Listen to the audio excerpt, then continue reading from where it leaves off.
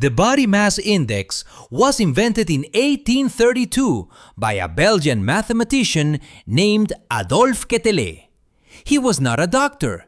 He was not studying health. He was studying the statistical properties of the average man as a mathematical concept. He divided weight by the square of height because it produced a number that correlated well with body size across populations. It was never designed to measure individual health. It was a statistical tool for populations. And in 2025, it is still the primary number your doctor uses to decide whether you are a healthy weight. BMI does not distinguish between muscle and fat. A kilogram of muscle and a kilogram of fat weigh the same, but their health implications are opposite. Muscle improves insulin sensitivity, protects joints, strengthens bones, reduces fall risk, and is associated with lower mortality.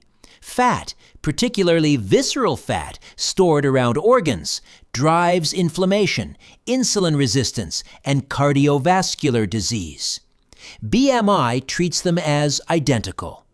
A competitive bodybuilder with 8% body fat and a 32 BMI is classified as obese by the same formula that classifies a sedentary person with 40% body fat and the same BMI. The number is the same. The health status is not remotely comparable. BMI does not account for fat distribution. Two people with identical BMI can have radically different cardiovascular risk depending on where their fat is stored. Subcutaneous fat, the kind you can pinch under the skin of your thighs and arms, is relatively metabolically benign. Visceral fat, stored deep in the abdominal cavity around the liver, pancreas, and intestines, is an active endocrine organ that secretes inflammatory cytokines, disrupts insulin signaling, and drives metabolic syndrome. A person with a normal BMI but high visceral fat, sometimes called TOFI, thin outside fat inside, has significantly elevated cardiovascular risk that BMI completely misses. A person with a high BMI but peripheral fat distribution may have minimal metabolic consequences. BMI was calibrated on European populations. It does not account for differences in body composition across ethnicities. Asian populations develop metabolic complications at lower BMI thresholds. South Asian and East Asian adults have higher body fat percentages at any given BMI compared to European adults. The WHO has acknowledged this by suggesting lower BMI cutoffs for Asian populations, but most clinical settings still use the universal 25 and 30 thresholds. Black adults, on average, have higher lean body mass and bone density at similar BMI values, which means BMI overestimates their fatness relative to white adults. Applying one formula to all human bodies ignores fundamental biological variation. BMI changes with age in ways that have nothing to do with fat gain. Muscle mass declines roughly 3 to 8% per decade after 30, accelerating after 60.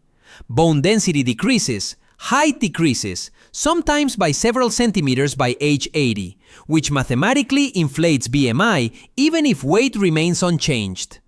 An 80-year-old who has lost muscle and shrunk in height will have a higher BMI than they did at 40, even if their actual body composition has deteriorated. The number goes up while health goes down. The metric is measuring the wrong thing. Perhaps the most damning problem is the obesity paradox. Multiple large meta-analyses have found that people classified as overweight by BMI, those with a BMI of 25 to 30, have equal or lower all-cause mortality than those in the normal range of 18.5 to 25. The lowest mortality in some studies sits in the overweight category.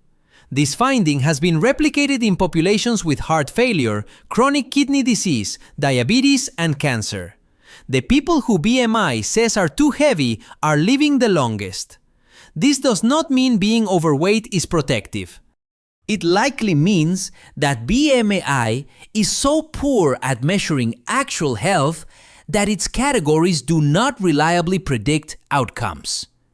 Better alternatives exist and have been available for decades. Waist to height ratio. Measure your waist at the navel. If the number is less than half your height, your metabolic risk is low. If it is more than half, it is elevated. This takes 5 seconds, costs nothing, requires no equipment beyond a tape measure, and directly captures the visceral fat that drives metabolic disease. Studies have found that waist-to-height ratio predicts cardiovascular events and diabetes better than BMI in multiple populations. Waist circumference alone. For men, a waist over 102 centimeters or 40 inches signals elevated metabolic risk. For women, over 88 centimeters or 35 inches. These thresholds vary by ethnicity and should be adjusted, but even crude waist measurement outperforms BMI as a predictor of metabolic syndrome. Body composition testing. DEXA scans, bioelectrical impedance, and even simple skin fold measurements provide actual data on fat mass, lean mass, and bone density. These are more expensive and less convenient than stepping on a scale, but they measure what actually matters. A DEXA scan can reveal whether you are losing muscle and gaining visceral fat, even if your BMI is stable. Fitness level. Cardiorespiratory fitness, measured by VO2 max or estimated by a simple walking test, is one of the strongest predictors of all-cause mortality, stronger than BMI.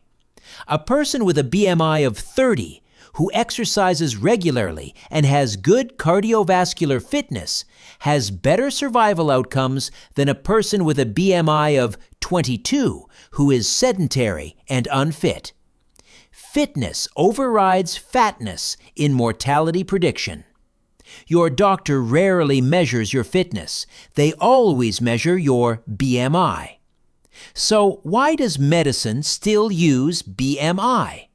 Because it is easy. It requires only a scale and a height measurement. It can be calculated in seconds. It is embedded in electronic health records, insurance billing codes, drug dosing algorithms, and public health surveillance systems.